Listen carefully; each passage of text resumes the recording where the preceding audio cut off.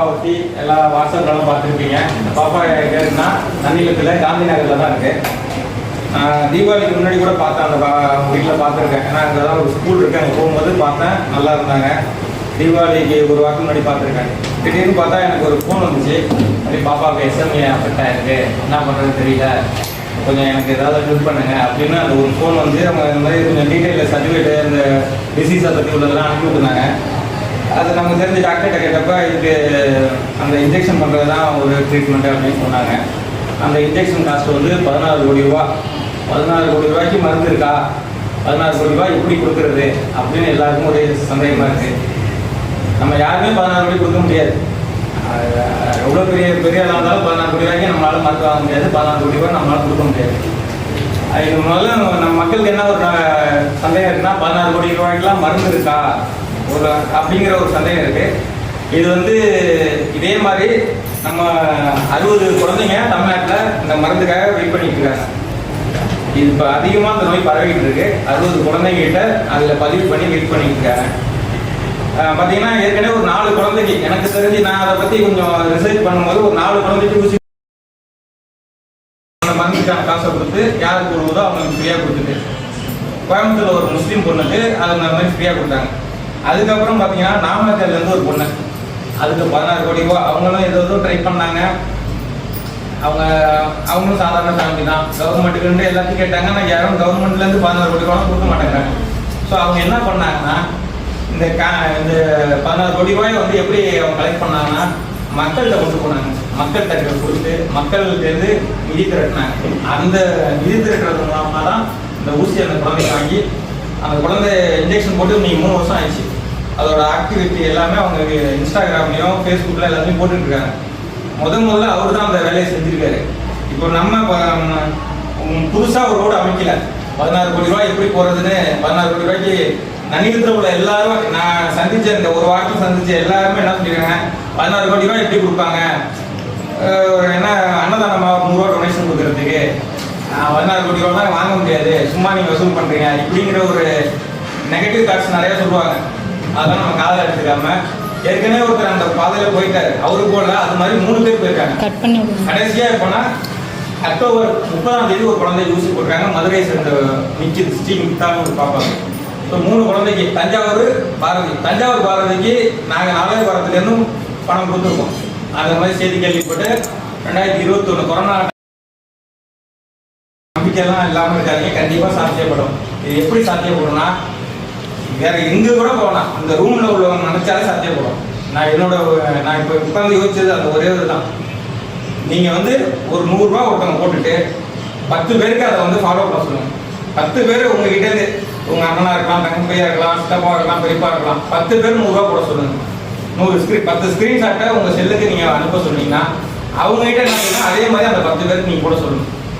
அந்த இந்த MLM business மாதிரி தான் இது. அந்த 10 பேரையும் அவங்க அடுத்த 10 பேருக்கு நீங்கள் செய்ய சொல்லிட்டீங்கன்னா, அந்த 10 100 ஆகி 100 1000 ஆகி 1000 1 லட்சம் ஆகும். நமக்கு வந்து 1,60,000 பேர் 100 ரூபா கொடுத்தீங்கன்னா இந்த பிரச்சனை முடிஞ்சிடும். நமக்கு டைம் கிடையாது, டைம் கம்மியாக இருக்கு. இப்போ இவங்க வந்து பொலிட்டிஷியன், சினிமாவில் உள்ளவங்க, இந்த மாதிரி பெரிய ஆளுலாம் பார்த்து ஒரு 2 கோடி 5 கோடி தான் திரட்டாங்கன்னு வச்சுக்கலாம். அவங்களெல்லாம் அதுக்கெல்லாம் பார்த்து திரட்டுறதுக்கு டைம் ரொம்ப ஆகும், ரொம்ப நேரம் ஆகும். அவங்கள பார்க்கறதுக்கான அவங்க ஒரு டைம் கொடுப்பாங்க, அதெல்லாம் சூழல் ஆகும். ஆனால் இது அப்படி கிடையாது. ஒரு 100 ரூபா 10 பேர். இப்போ நான் என் வீட்டில் என் பையன் இருக்கான், பாப்பா இருக்கு, எங்கள் அண்ணன் வீட்டில் இருக்காங்க, அவங்களுக்கு சார்பாக ஒரு 100 ரூபா கொடுக்குறேன். அந்த இப்போ எங்கள் அண்ணன் அவர்கிட்ட அவரு ஒரு 10 பேருக்கு சொல்லணும். அந்த இப்படி செஞ்சாலே இந்த 1,60,000 பேர் வந்து 100 ரூபா கொடுத்தா இந்த பிரச்சனை முடிஞ்சிடும். இதை வந்து நீங்கள் இங்கே இருக்கிறவங்களே செஞ்சிடலாம், எனக்கு முழு நம்பிக்கை இருக்குது. ஏன்னா இப்போ நீங்கள் எல்லாருமே வசதியானவங்க எல்லாம் கிடையாது, செய்யணுங்கிற எண்ணம் மட்டும் இருந்தால் போதும்.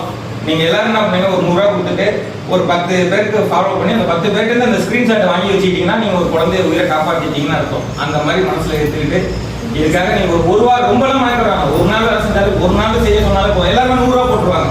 1000 5000 10,000 கொடுக்குறதுல 100 ரூபா எல்லாரும் கொடுப்பாங்க. இதை வந்து நீங்கள் இம்ப்ளிமெண்ட் பண்ணி பாருங்க. இவனுக்கு வேற வேலை ஆகும்னா ஏதாவது இதை எடுத்துட்டு வந்துடலாம் நினைச்சிடாதீங்க.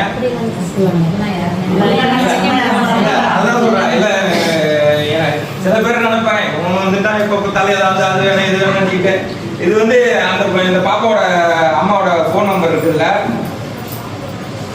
அவங்களோட அக்கௌண்ட் கியூஆர் கோடு இருக்கு, ஜிபே நம்பர் இருக்கு. நீங்க இந்த ஜிபே கூட 100 ரூபாய் பணம் போட்டுட்டு அந்த 10 ஸ்கிரீன்ஷாட்டை இப்போ நீங்க வாங்கிக்கிறீங்க. அவங்க கிட்ட என்ன சொல்லணும்னா, நீங்களும் ஒரு 10 பேர்ட்ட சொல்லுமா, 10 பேர்ட்ட சொல்லி மாற்றி விடுங்க அப்படின்னு சொன்னீங்கன்னா ஒரு வாரத்துல இந்த பாப்பாவோட பிரச்சனையை முடிச்சிடலாம். இதோட டாக்டர் வந்து நேற்று இன்னைக்கு மீடியாவெல்லாம் நியூஸ்லாம் போட்டிருக்கோம், எல்லாரும் பேமெண்ட் போட சொல்லியிருக்கோம். டாக்டர் பேசியிருக்காங்க, சீக்கிரம் அந்த பாப்பாவுக்கு இன்ஜெக்ஷன் பண்ணணும். ஏன்னா அந்த இன்ஜெக்ஷன் சீக்கிரம் கொடுத்தாதான் அதோட ஆக்டிவிட்டிஸ் சரியாகும். இல்லைன்னா மறுபடியும் அது இன்னும் லைஃப் லாங் வீல் சேரில் இருக்கிற மாதிரி ஒரு சூழல் வருதுனால 6 மாதத்துக்குள்ள அந்த ஊசியை போட்டு சரி பண்ணணும் அப்படின்னு சொல்லியிருக்காங்க. நான் சொன்னோடனே அக்கா வந்து எல்லாரையும் ரெடி பண்ணி இவ்வளோ பெரிய ஏற்பாடு, இந்த எனக்கு உங்கெல்லாம் எல்லாரையும் பார்த்தோன்னே எனக்கு வந்து இந்த பணம் வந்துடுங்கிற நம்பிக்கை வந்துருச்சு. இதுக்கு முக்கிய காரணமாக எனக்கு இது பண்ணேன். அக்காவுக்கு ரொம்ப நன்றி. இன்னொரு விஷயம் சொல்கிறேன். முதல் நாள் வந்து என் கூட 10 பேர் வந்தாங்க ரோட்டில் இது பண்ணுறதுக்கு. டே ஃபஸ்ட்டு நான் இது ஆரம்பிக்கும் போது அந்த பொண்ணு அக்கௌண்ட்டில் 100 ரூபாய் இந்த மாதிரி இருந்திருக்கும். இன்னைக்கு வந்து 6 நாள் ஆச்சு, 10 லட்ச ரூபா கலெக்ட் பண்ணி கொடுத்துருக்கோம். அது வந்து அவங்க சர்க்கிளில், அந்த பொண்ணு சர்க்கிளில் ஒரு ஹோம் சர்க்கிள்லேருந்து ஒரு 2 லட்ச ரூபா, அவங்க சர்க்கிள் ஒரு 3 லட்ச ரூபா கிட்ட அந்த பொண்ணு சர்க்கிள் வந்துருக்கும். இப்போ பேலன்ஸ் எல்லாம் நம்ம வந்து இன்னும் அந்த பொண்ணு இந்த ஊருக்கு வரல. இன்னைக்கு தான் சொல்லுவோம், பெங்களூர்லேருந்து கிளம்பி வந்துட்டு இருக்காங்க. நாளைக்கு தான் நனியில் வராங்க. இது வரைக்கும் நம்ம கலெக்ட் பண்ண ஃபண்டே இதில் இருக்கு. அதெல்லாம் நாளைக்கு போய் கொடுக்க போகிறோம்.